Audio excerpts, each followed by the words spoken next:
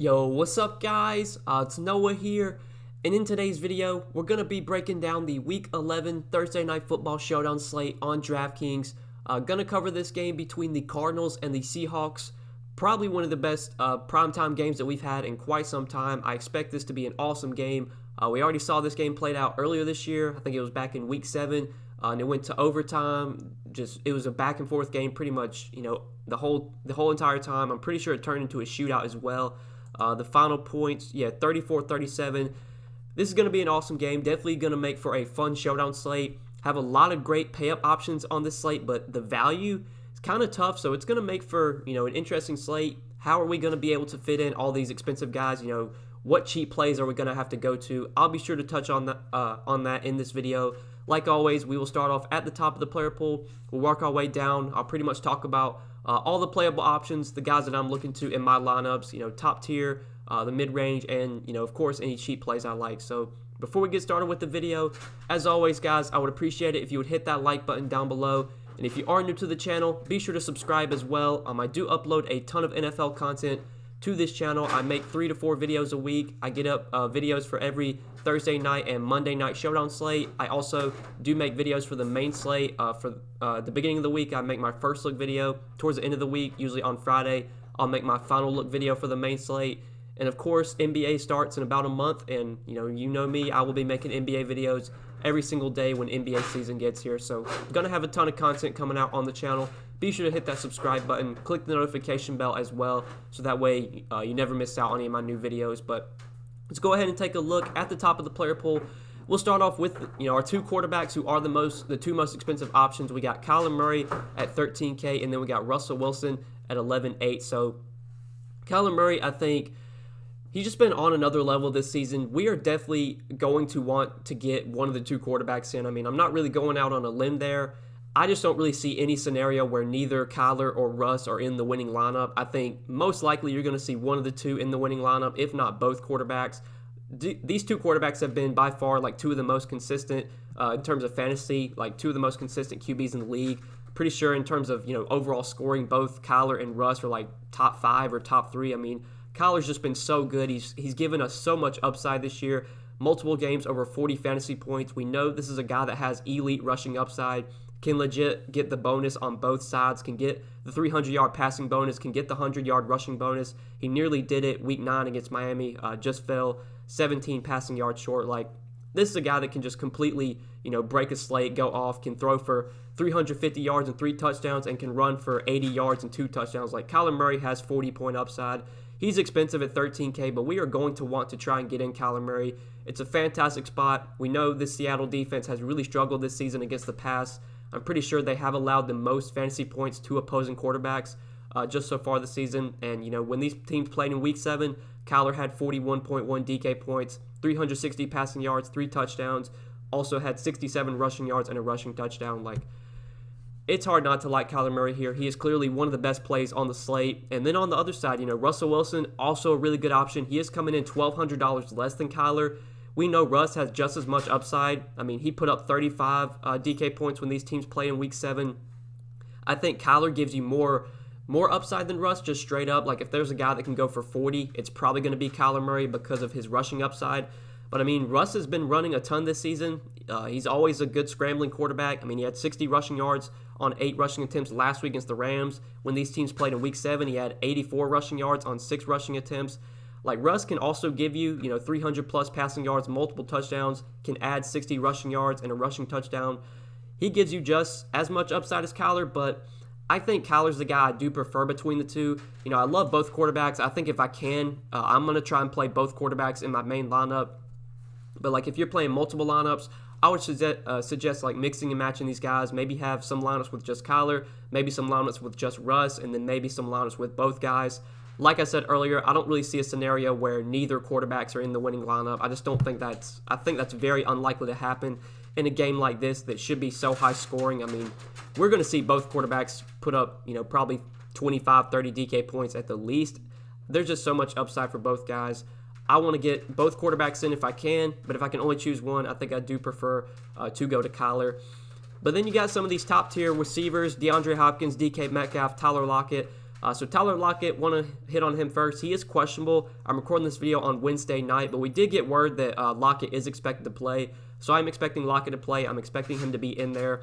So between like Hopkins, Metcalf, and Lockett, I mean, you can't really go wrong with any of these three guys. If we go back to Week 7, Lockett actually had a absolutely monster game when these teams played back in Week 7. 20 targets, 15 catches, 200 yards, and 3 touchdowns. Had 56 Draftkings points when they played the Cardinals in Week 7. And we know DK Metcalf didn't really do much that game. DK Metcalf, 5 targets, 2 catches, 23 yards, just 4 Draftkings points. So it was pretty much the Lockett show last time these teams played. Maybe because of that, people will maybe look to go to Lockett more than Metcalf because Lockett did so well against the Cardinals. I think it's a really good spot for both guys. You know, Metcalf probably is going to see shadow coverage from Patrick Peterson, but at this point, who really cares? You know, it's DK Metcalf. He's probably one of the more unguardable receivers in the league. Although Metcalf didn't have a good game last time these teams played, I think between the two Seattle receivers, I do prefer to go to DK Metcalf. It is always tough to choose between these two guys. Like, some weeks it'll be Lockett that goes off. Some weeks it'll be Metcalf. Last week, both guys really struggled. Lockett had 11 fantasy points. Metcalf had 4 fantasy points. Really, the Seahawks offense as a whole last week was just really, really bad. But between Metcalf and Lockett, like, I feel like you're flipping a coin with these two guys most weeks. Like, sometimes you'll see both of them put up solid games. Sometimes one of them goes off and the other one, you know, kind of has like a floor game. That's kind of been the case the last few weeks, like Week 8, Week 9 against San Fran and against Buffalo. It was kind of like Metcalf went off those weeks and Lockett, you know, kind of had some floor games. Like Metcalf had 43 and 26 fantasy points Weeks 8 and Week 9, and then Lockett had 7 and 8 fantasy points. I think between the two, I do prefer to go to Metcalf if I can choose one of the two. But honestly, like, my favorite pay-up receiver is probably DeAndre Hopkins, $10,800. He is a little bit more expensive than those two guys, but Hopkins gets an incredible matchup against the Seattle secondary. Seattle's been brutal so far against like defending receivers. They've allowed the most fantasy points to opposing receivers. This Seattle defense has just not been able to stop the pass this season. We know the kind of upside DeAndre Hopkins has. I think his target floor is much higher than Lockett and Metcalf. We know Lockett and Metcalf are both going to get targeted a good amount, but if there's a guy that's going to see like 14 targets, if I had to pick anyone that's going to get 14 targets, it's definitely going to be DeAndre Hopkins. And when these teams played in Week 7, he did have a really good game. 10 catches on 12 targets, 103 yards and a touchdown, 28 Draftkings points. I prefer to go to Hopkins between the 3 pay-up options, but it really just comes down to your lineup construction. Like, you know, if you're maybe playing Kyler at captain, you're assuming that Kyler has a really big game. Normally, I don't play quarterbacks at captain, but I think this is definitely a slate where I will allow that because, you know, both these two quarterbacks just have so much upside. Like, if we're playing at Kyler at captain and we're assuming he has a monster game, that probably means he's throwing, you know, multiple touchdowns, probably running it one in as well. If he's throwing multiple touchdowns, it's very likely Hopkins is probably going to get 1, if not 2. Maybe Christian Kirk gets 1 as well. So if you're playing like Kyler at captain, I think you try and get Hopkins in those lineups, maybe play another Cardinals receiver.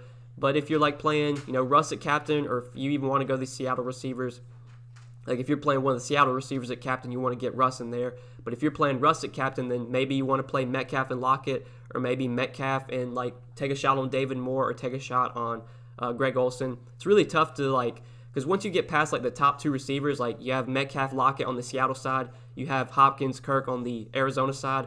Like once you get past those top 2 receivers, like, you know, is David Moore gonna do something? Is Larry Fitzgerald gonna have a decent game? Are we gonna see Greg Olsen maybe catch a touchdown? Will Dan Arnold find the end zone? Like, that's why it's so tough with the value, just because I'm not confident in any of those guys. But like I said at the beginning of the video, like we can't pay up for every expensive play. You know, we're gonna have to find some value. So I'll be sure to touch on that in a second, but let's just go ahead and move on down. We have Chris Carson at 8,400, but all signs are pointing to Chris Carson being out here. We got word that he is listed as questionable, but he is unlikely to play. So I'm going to go ahead and assume that Carson is going to be out. We'll talk about Carlos Hyde, who looks like a really good value with Carson out. Christian Kirk, 7,400, I do like quite a bit, especially just for some salary relief. You know, we need some value, and he does save us a bit of salary at 7,400. Like, I don't know if we're going to be able to play Kyler at captain with Hopkins and, like, Russ as well. We're going to have to save salary, so maybe going Kyler at captain, then pairing him with, like, Christian Kirk could be the way to go, just so you can maybe fit in another top-tier play. Like, I don't know if you're going to be able to fit Kyler, Russ, and Hopkins all into a lineup, especially if you're playing one of those 3 guys at captain. Like, you're just not going to have enough salary. So for that reason, maybe it makes sense to come off of one of those top tier expensive receivers and pay down for a guy like Christian Kirk, who does have plenty of upside. We saw him have a really good game against Seattle when these teams played in Week 7, albeit he scored 2 touchdowns, but 5 catches, 37 yards, 2 scores, finished with 20 DraftKings points. Like, Kirk has 20-plus point upside. He's got big playability. We talked about how bad the Seattle secondary is. I actually like Christian Kirk quite a bit at 7,400. Factoring in his salary compared to all the other receivers, like, it probably makes the most sense to get as much exposure to Kirk as you can just to, give some salary relief. So maybe that way you can pay up for, like, if you want to play both quarterbacks, I don't know if you're going to be able to get another, like Hopkins in there. You're probably going to have to save a little bit of salary. We'll look at roster construction towards the end of the video, see if we can pay up for all 3 of those guys. I don't think it's going to be possible, but, we'll take a look at roster construction towards the end of the video. But then you get down to the running back, so you have Kenyon Drake, Chase Edmonds, and then you do have Carlos Hyde. So between the 2 Arizona running backs, like, I prefer to go to Kenyon Drake if I'm going to choose one of the 2. Drake did come back from injury Week 10 against Buffalo, had 16 carries, 1 reception. He did have 100 rushing yards, only 13.9 DK points though. We saw in Week 7 against Seattle, Drake did get a ton of carries, a ton of touches. He got 15 touches in that game, but wasn't very efficient. Just 5 DraftKings points. I mean, it's so hard for me to go to these Arizona running backs because, like, if they get down to the goal line, like, they're letting Kyler run it in. They're running a ton of read option plays near the goal line. We're seeing Kyler get a lot of rushing touchdowns near the goal line. Like, if they get down to the 1, they're not just going to turn around and hand it off to Kenyon Drake or Chase Edmonds. Like, they want Kyler running. It's what they've been doing. So I just don't feel like the upside's there for Drake or Edmonds. Edmonds, with Drake back, got 11 touches. He was much more efficient, but it's just really hard for me to, pencil in one of these 2 Cardinals running backs. They're going to split the touches. We already know this is a Cardinals team that throws the ball a lot. When they get down to the goal line, like I said, Kyler's scoring rushing touchdowns. Like, it's so hard for these guys to get rushing touchdowns because of how much Kyler is used, like, in the red zone. So I just don't really want to go to either Cardinals running back. I think they're probably going to be a fade for me. I like, on the Seattle side, though, I definitely like Carlos Hyde. If we're going to assume that Chris Carson is out, I mean, Carlos Hyde should be looking at a pretty heavy workload here without Chris Carson. He was a full participant in Tuesday's practice, so he's going to be playing this week come Thursday. And like I said earlier, Carson is not expected to play. In his first game back from injury, is he going to see, his full allotment of snaps? I guess, that's a question. But with no Chris Carson, I like Carlos Hyde the most of the Seattle running backs. I think he's definitely in line to probably see 12 to 15 carries. Should get some work in the passing game as well. Hyde's always been a guy that, can be used in the passing game, does have upside in the passing game. And, I don't really want to look into it too much, but Week 7 against Arizona, Hyde did have a pretty solid game. I'm pretty sure Carson got hurt towards the end of that game, which did allow Hyde to, see more playing time. If we're going to assume Carson's out and Hyde's going to be the starter, 5,200, like, he is a really, really good value. Probably one of the better values on the slate overall.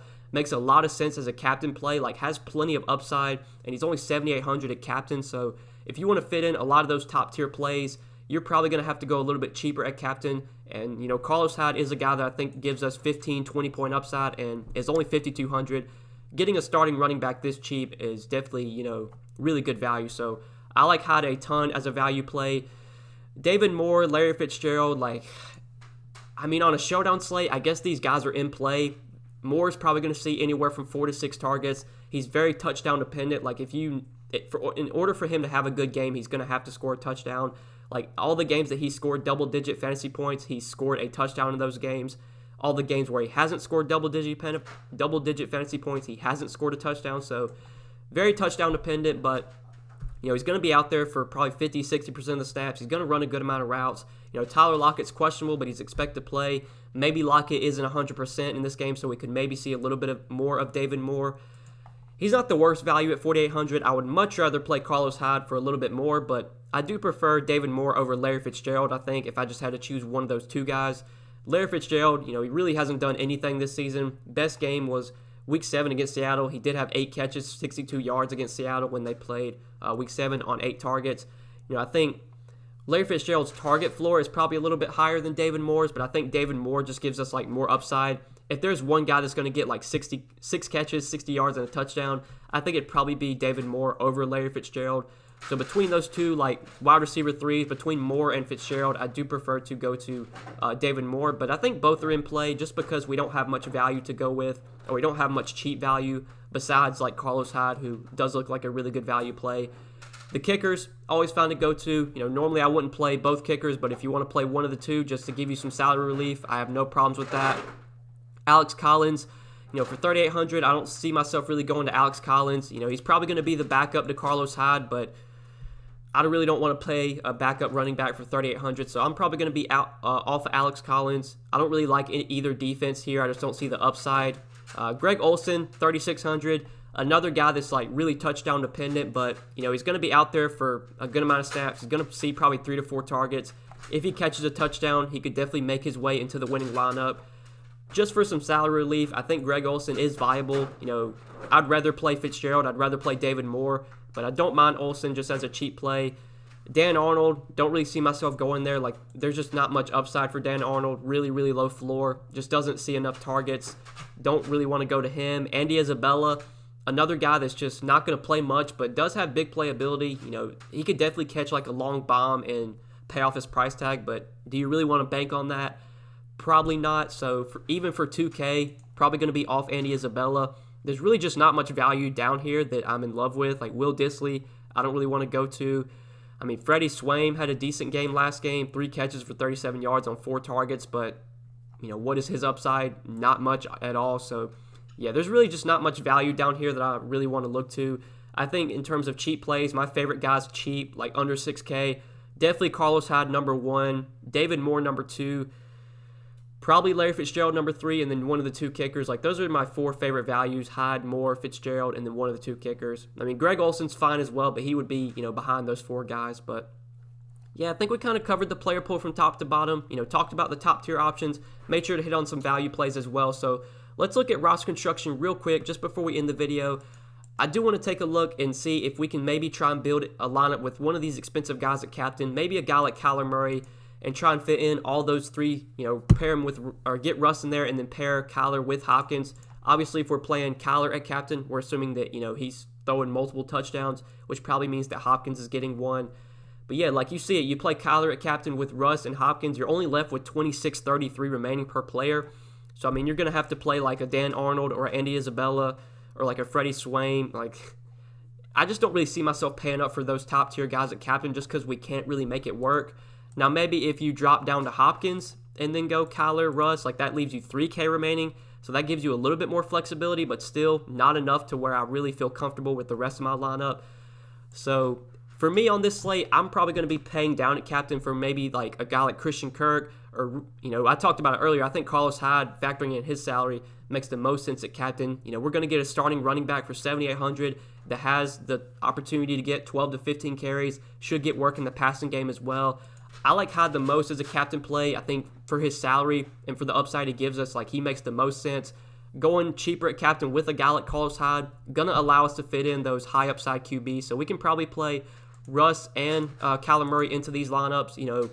Normally I don't play the running back at captain with the quarterback in that lineup, but this is just such a different scenario. A guy like Russell Wilson, Carlos Hyde could have 15, 20 points, and Russ could still have 35 points. Like, there's too much upside for me to not play Russ with Carlos Hyde. Like, I wouldn't get off of that. And like I said earlier, I want to try and fit both quarterbacks into my lineup if I can, because I think, both quarterbacks just give you so much upside. But once we go with Hyde at captain, then Kyler and Russ, that leaves us $5,800 remaining per player, so much easier to work with. Probably going to have to play one of the kickers or like David Moore, Fitzgerald. We'll plug in David Moore because I think he's my preferred value between those 2 guys. Maybe we go up to someone like Christian Kirk, and then that leaves us enough to play like Larry Fitzgerald or one of the 2 kickers. So, that's a lineup build that you could do. It feels scary not having Hopkins, Metcalf, or Lockett in that lineup, but, at the end of the day, you can't play all the expensive guys. You're going to have to probably go a little bit risky somewhere. So I think just paying up for both quarterbacks and then, getting off the top tier receivers and maybe hoping that Kyler and Russ spread the ball out a little bit more. Let's say Kyler and Russ both throw for 3 touchdowns. In order for them to be, obviously there's a very likelihood they're in the winning lineup, but in order for them to be in the winning lineup without, Hopkins or Metcalf or Lockett, they're going to have to just spread the ball around. So maybe Russ and Kyler both throw 3 touchdowns. Maybe Kyler throws 1 to Hopkins, 1 to Kirk, maybe 1 to Fitzgerald.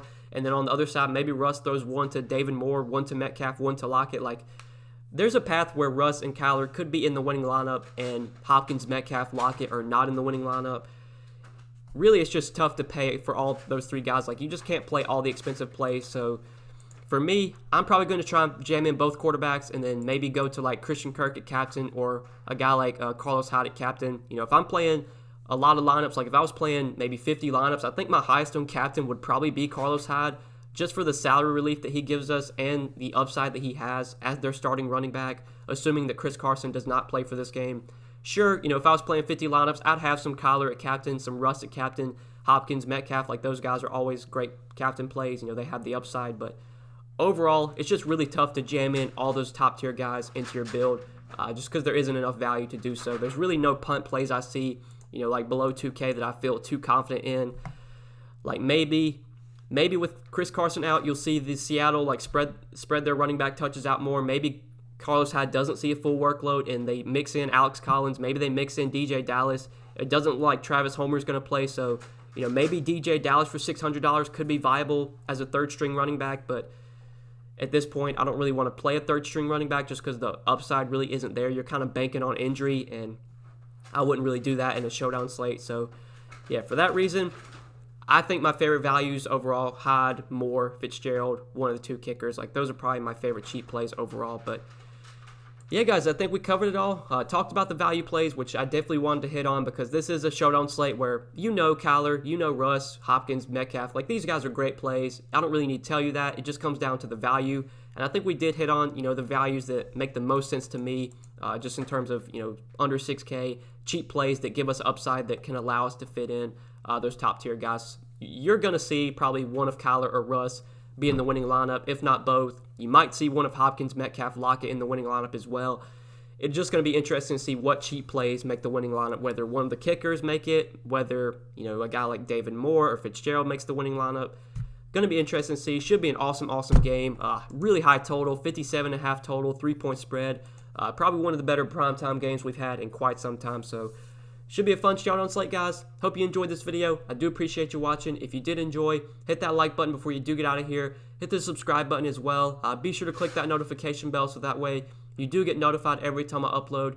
And if you have not yet, forgot to say this at the beginning of the video, but if you have not yet, you can check out the Patreon link down below in the description. I do have a lot of exclusive content available on Patreon if that does interest you.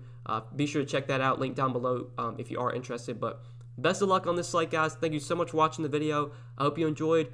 Good luck, and we will see you in the next one. Peace.